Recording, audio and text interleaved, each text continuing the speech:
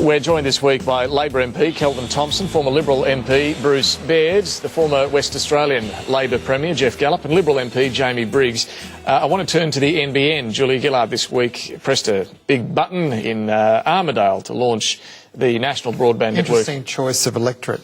Yes, yes. Well, it was decided. It was chosen before the federal election day, so don't go there, Bruce. But we do know that this is happening. Fibre is being rolled out. People are being connected. There are only 7 customers so far in Armidale, but this is part of the test measure that it will increase. The government assures us. The fact is, Jamie Briggs, that it is happening, and by the time of the next election, presumably in a couple of years, barring any sudden by-election in the meantime, there's going to be more of it laid out in more towns, and there'll be more than 7 customers. What does the coalition then do? Well, our view on this is that you are building a Bentley when you need a Commodore. We all want fast broadband, but the problem with this is it's an overbuild in a lot of areas where there's already fast broadband, whether it be through the cable that's already been laid out by cable TV companies previously in the cities. The real issue is in electorates like mine, where you've got the outer metro parts of the outer suburbia, outer metro areas, and then rural and regional Australia. And this plan doesn't cater for my electorate, doesn't cater for those people. And so what we've said... You won't get the Bentley, is that what you're saying? What we're saying is we want to get fast broadband to more people. So if your suburbs in your electorate do have... I've got towns, not suburbs. Okay, well, if towns in your electorate do have the Bentley and some towns have the Commodore, what do you then say to those who've got the Commodore come the election? Well, most of my towns won't get the Bentley because we don't fit into the... I've got small towns, a lot of small towns, so we won't fit into the NBN rollout for a large part of them. So we miss out on the Labor's plan. But this is the problem with Labor's plan. But you get the wireless option.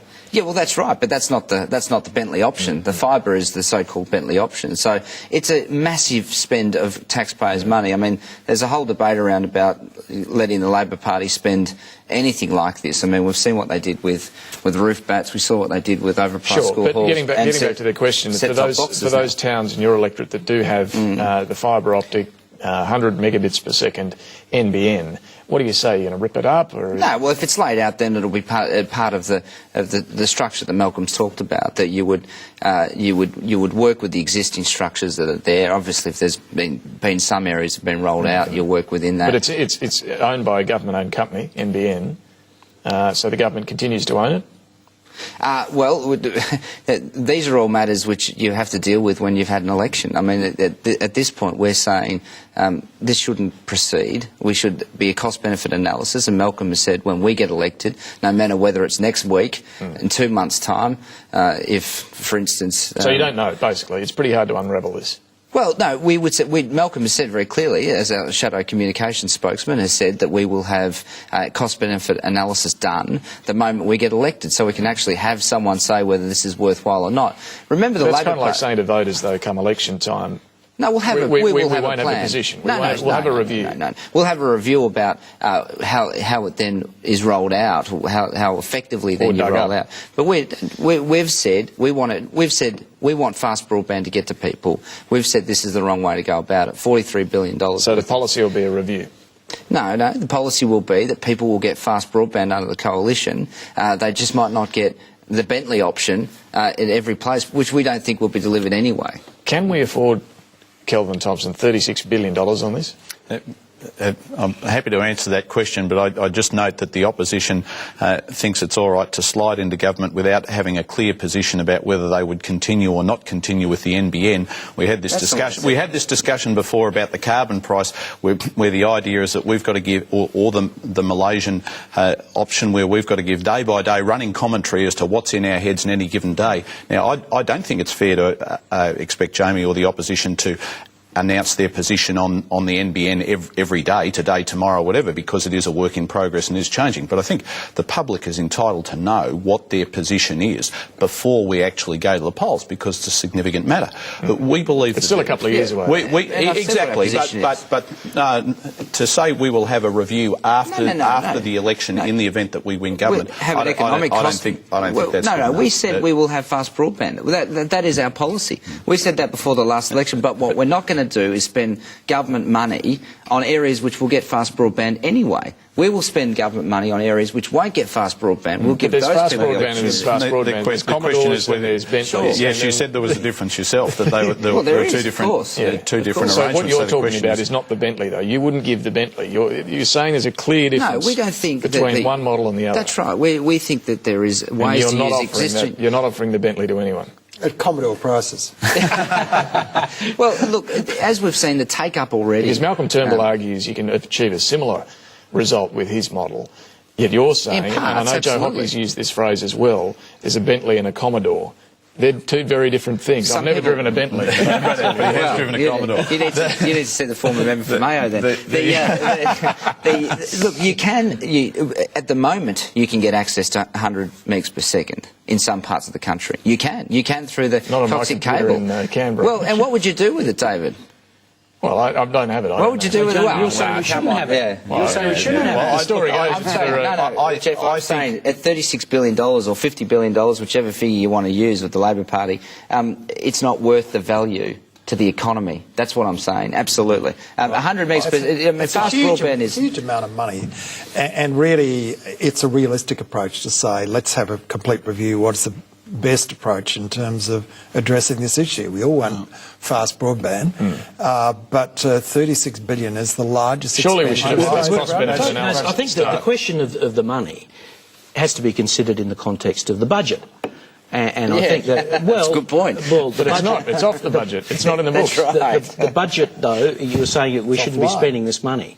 It's a company. It's been given capital by the government of Australia, wow, so right, it's part of it's an equity investment. It's off the budget. The point is, shouldn't we have had a cost-benefit analysis at the very start? Absolutely. What was Infrastructure Australia there for? Why didn't we have... Well, I believe that it is a really important initiative for rural and regional Australia, and to see it being rolled out in places like Armidale is great for the bush. Is a real shot in the arm. People in the bush want fast broadband, need fast broadband, but do we need to spend this much on the Bentley? David, let's look at what was going on. You know, you talk about the Commodores, more like a clapped-out Holden. I mean, I was Premier of Western Australia. We're trying to get services and hospital services, health services, mental health services into regional Western Australia. The federal government had no interest whatsoever in this question when they were in power under John Howard. The state government, my government, was having to do deals with Telstra to get what all hospitals in Australia should get now in terms of audio, conferencing with the doctors and whatever, and we had to pay for it. So I think the reason the government's gone down this route, which is different than what we've been doing in Australia in recent years in terms of public investment, is to say enough is enough. We can see what's happened in other countries, in Korea, just for one dimension, if you want, and we want to have that, and let's going to say as a community we're going to marshal the resources, invest in it. The Liberals are saying, no, that's not the way to go. We've got a classic difference of view on this. And, I think the Liberals are perfectly entitled, obviously, to put forward an alternative view, but they are very wrong on this. And the reason they're wrong is if we'd gone their approach, we'd be still going through the cost-benefit analysis. We wouldn't have had the decisive action that we've got. That's right. I mean, this is... It's a very important piece of nation-building infrastructure, and it means that people who are in country towns who've had substandard, inadequate telecommunications for years will now be able to stay in their town, get access to decent health and education facilities. They will be able to have access to the job opportunities, the business opportunities that people in the capital cities now take for granted. Infrastructure Australia do a full review in terms of cost benefit and put it all out there. And the fact is, it's hidden. It's not transparent process. It's off and budget. because of the track record and a whole number of the pink bats and school halls, people say $36 billion.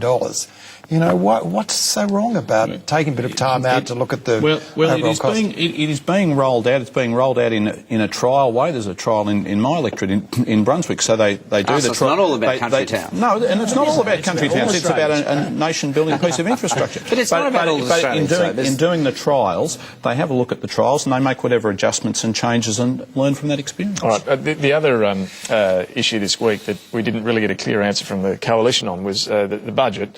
Joe Hockey gave his budget reply speech at the National Press Club and still isn't saying whether the coalition will vote for or against any particular budget measures. When are we going to find out? When we said legislation. In the meantime, he's pointing to the election spending cuts that the coalition promised, $50 billion. Yeah. Treasury had some problems with those figures, and Joe Hockey was unable to answer questions about whether there was double counting of some measures in particular. Here's a straightforward one. Is the coalition in favour of cutting the company tax rate? Well, we're not in favour of the mining tax. So that's all part of that arrangement. But our position on the company tax will be outlined when we see that legislation as well. We haven't actually seen that legislation just yet. So, you know, we take the view in Parliament that you, one, announce a series of things before an election and you stick with those after the election. I know that's not something which the Labor Party is keen on. But we also take the view that you should consider the legislative detail of these issues before you jump in and make a decision. And I think But you've been highly critical of the set-top boxes, of the cuts to family benefits, but you're still saying you might support them. Well, we haven't seen the detail yet. I mean, I think what we've been critical on the family benefits is that the $2 billion saving there is largely there to pay for the blowout in the border protection issues. So our criticism is it's the wrong priorities from this government. That's what our criticisms have Just been. quickly, is it a bit rich, Jeff Gallop, to ask an opposition to have detailed alternative budget policies ready to go at this stage of the cycle? Well, I think that they need to put forward their general view on how they're going to balance things up or not balance them up according to, you know, what their particular economic philosophy is. In general terms, I think there's a responsibility. In terms of the specifics, you know, it'll happen in the process of the parliamentary debate and then, you know, when the election comes.